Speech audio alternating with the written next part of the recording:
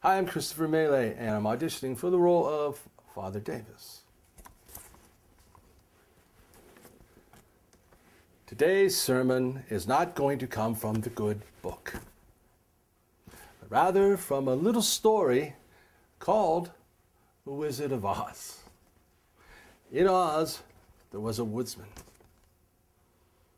He was the finest woodsman of all, and his lady was gorgeous, the kind of pretty that would make a priest question his vows. But before they could start their lives together, there was work to be done. The woodsman chopped day and night, night and day, until his arms screamed and his hands were blistered. He chopped, and he chopped, and he chopped. But deep in the forest, an evil began to bud.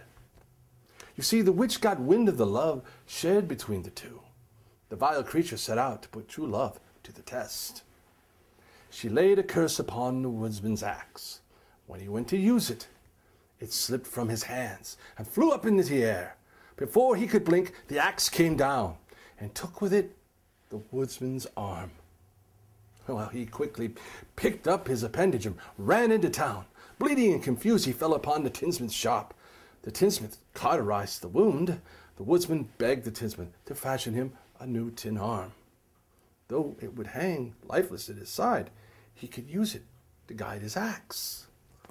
The tinsmith fashioned a tin arm out of scraps lying about his shop.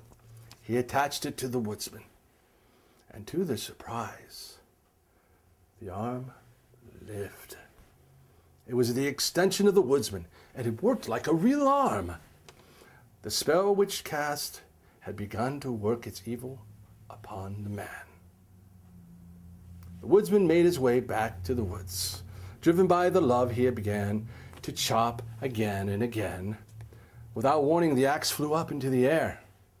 He returned to the tinsmith 3 more times, until both of his arms and his legs were no longer his, but a creation of the tinsmith.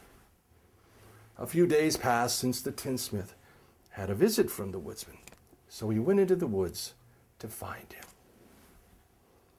He found the woodsman lying on the forest floor, with his head severed.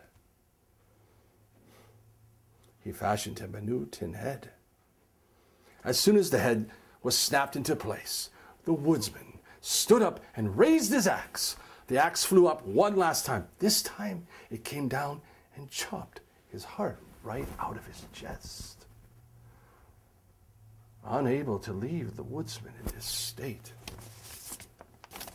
the tinsmith fashioned a torso for his creation.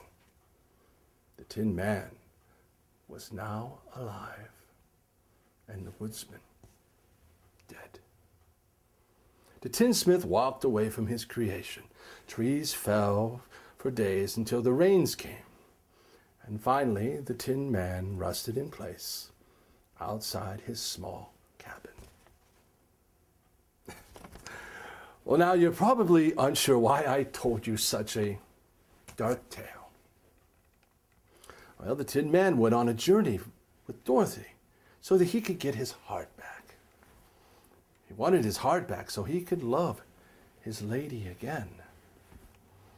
But the truth is, he never would have taken that first step on that journey if he didn't love all along.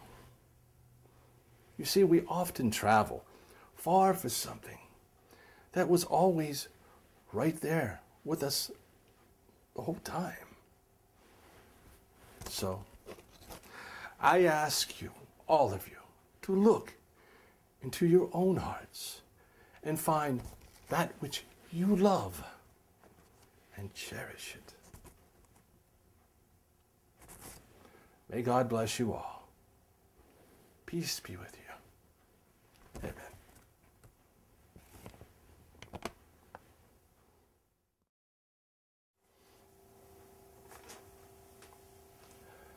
How are you holding up, Mud? Don't ask me what you already know. Well, what should I ask? You look like a man who's at war with himself. And you look like you're losing. Uncle Rick, I don't need a preacher, any reason to stop. And you have them. You've always had them.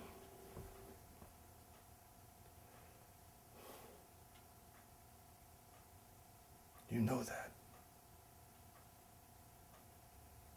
You can always come to